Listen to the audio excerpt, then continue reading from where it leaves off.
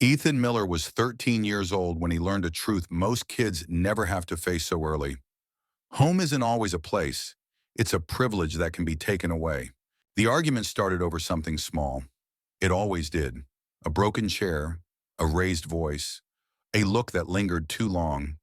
But the tension had been building for months, quietly, like pressure under ice. Since his mom passed away, the house had felt colder, emotionally and otherwise. His stepfather didn't yell much. He didn't have to. His words were sharp, efficient, final. "Pack your thing," he said. "You can't stay here anymore." Ethan stood frozen in the narrow hallway, the hum of the old refrigerator buzzing behind him. He waited for someone to stop this, for an adult voice to step in and say this was too far. But the house stayed silent. The walls didn't argue back. 10 minutes later, Ethan stepped onto the porch with a worn backpack slung over one shoulder. Inside were a few clothes, a half-empty notebook, and a small object he refused to leave behind. A pocket compass that had once belonged to his mother. She'd given it to him on his 10th birthday, smiling softly as she said, "It's not about knowing where you are. It's about knowing where you're going." The door closed behind him. It was early winter, the kind that sneaks up on you before you're ready. The air was biting, unforgiving, sharp enough to sting his lungs.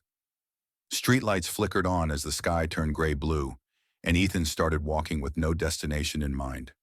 Just away. He passed houses glowing warm with yellow light. Families inside laughing, eating dinner, living lives that felt impossibly distant now. No one noticed the skinny boy with hunched shoulders and tired eyes moving through the cold. To them, he was just another shadow. By the time he reached the edge of town, his fingers were numb. His thoughts were louder than the wind. Fear, confusion, disbelief. He wasn't thinking about tomorrow or next week. He was thinking about the next hour. Where do you go when you're 13 and there's nowhere to sleep? Ethan found himself near an overgrown hill on the outskirts, a place most people ignored.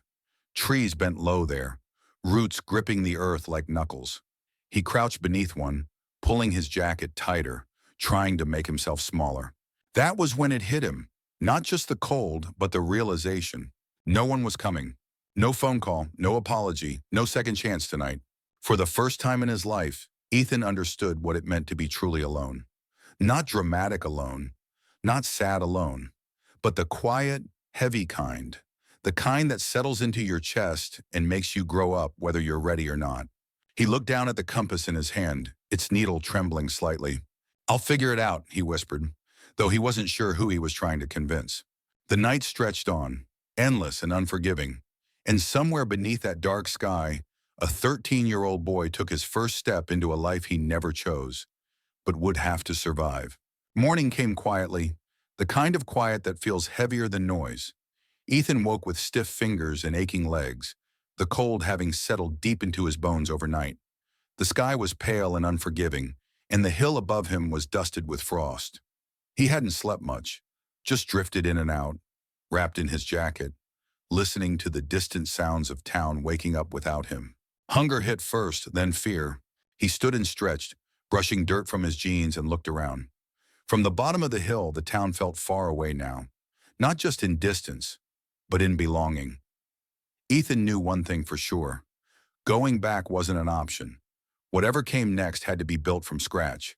As he explored the hillside, he noticed something most people would have missed. A shallow dip in the earth, half hidden by brush and fallen branches. The ground there felt different, firmer, protected. The wind passed over it instead of cutting straight through. Ethan crouched, pressing his palm against the soil. It wasn't frozen. A quiet idea began to form. He remembered something his mom used to say when they watched survival shows together late at night. Small spaces hold heat better. Big ones waste it. At the time, it had sounded like trivia. Now it felt like a lifeline. By mid-morning, Ethan was digging. Not with tools, just his hands, a broken stick, and stubborn determination. The work was slow and exhausting. Dirt packed under his nails. His arms burned. But with every inch he cleared, the wind mattered less. A couple of kids from town spotted him by noon. They stood at the top of the hill, whispering, then laughing. Not cruelly at first, but enough to sting. "What are you doing?" one called out. "Building a cave?" the other joked. Ethan didn't answer. He kept digging. Word spread faster than he expected. By afternoon, a pickup truck slowed nearby. A man leaned out, shaking his head. "Kid, you're gonna freeze out here," he said. "You can't live in the dirt." Ethan nodded once, not trusting his voice. He didn't argue. He didn't explain. He didn't have the energy or the confidence to defend something he wasn't fully sure of himself. That night was worse than the first. The temperature dropped hard. The wind howled over the hill like it was searching for him. But down in the shallow space Ethan had carved, something strange happened. It wasn't warm, but it wasn't brutal either. The earth seemed to slow the cold, dull its edge. Curled into the ground, Ethan felt fear give way to focus. This wasn't just about shelter anymore. It was about proving, to himself more than anyone, that he wasn't helpless. That being 13 didn't mean being powerless. That even when the world laughed or looked away, there was still something he could control. As the stars burned cold above the hill, Ethan made a quiet decision. He wasn't just hiding here. He was building something. And whether anyone believed in it or not, this patch of earth was all he had, and he was going to make it work. By the third day, Ethan's hands were raw and swollen, his knuckles split and bleeding. Every muscle in his body ached in a way he had never felt before. This wasn't the tiredness of school or chores. It was the deep, relentless exhaustion of survival, the kind that doesn't care how old you are. But something else had changed. He wasn't panicking anymore. The hillside had become familiar. The shape of the ground, the way the wind slid over the top instead of rushing in, the way the soil stayed firm once he dug past the surface layer. It all started to make sense. Ethan wasn't guessing now. He was learning. Each morning he worked until his arms trembled. He widened the space, deepened it just enough to sit upright, then just enough to lie down without curling into himself. He stacked stones along one side for support, remembering how his mom once explained that weight needed balance, not strength. At night, he tested things. He left the opening smaller. It stayed warmer. He pushed it wider. The cold crept in faster. The ground taught him faster than anyone ever had. Food was still a problem. Ethan scavenged what he could: half-stale bread from a gas station trash bin, a bruised apple someone had tossed away. He rationed everything, forcing himself to eat slow, think slow, move with intention. Panic burned energy he couldn't afford. One afternoon, an older man from town stopped again. Same truck, same doubtful look. "You're still here?" he asked, genuinely surprised. Ethan nodded, dirt streaked across his face, eyes steady. The man hesitated, then tossed him a pair of worn work gloves. "You'll tear your hands up without these."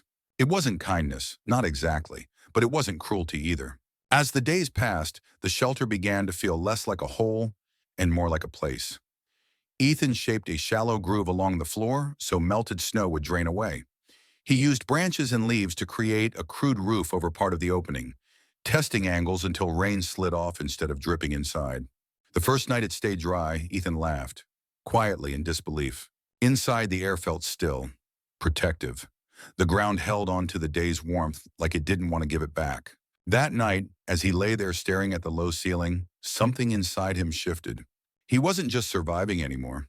He was adapting. Fear didn't disappear, but it changed shape. It became focus, determination, a stubborn refusal to quit. Ethan began to trust his own judgment in small ways, then bigger ones.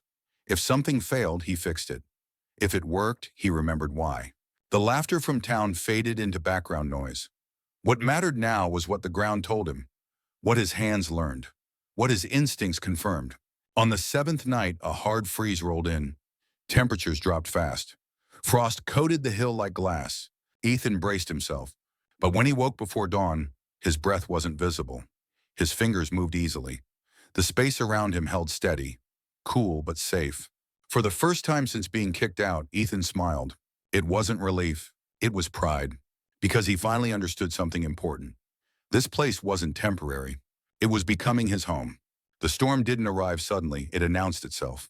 The sky darkened early that afternoon, clouds piling low and heavy like they were being stacked by something angry and unseen. The air felt wrong. Too still. Too tight. Even the birds disappeared. Ethan noticed it while he was reinforcing the entrance to his shelter, packing damp leaves and soil into the gaps he'd learned to recognize. By dusk, the wind began to rise. It came in waves at first, testing the hill, circling like it was deciding where to strike. Then it hit full force. Snow slammed sideways, driven by winds sharp enough to sting exposed skin. The temperature dropped fast, faster than anything Ethan had felt before. He ducked inside and sealed the opening as best he could. The sound outside was terrifying. Not just wind, but a deep, roaring pressure, like the earth itself was groaning. Ethan's heart pounded. For a moment, panic clawed back in. 13 was too young to face something like this alone. But the ground didn't shake. The shelter didn't collapse. Inside it was cold but controlled. The earth wrapped around him, steady and unmoving. Ethan curled in on himself, breathing slowly, remembering every small decision he'd made to get here. The lowered ceiling, the narrow entrance, the way the hill blocked the worst of the wind. Hours passed, maybe more. Time blurred. In town, the storm was tearing things apart. Power lines went down. Houses lost heat. Families crowded into single rooms, burning through firewood faster than they could replace it. Some people tried to leave.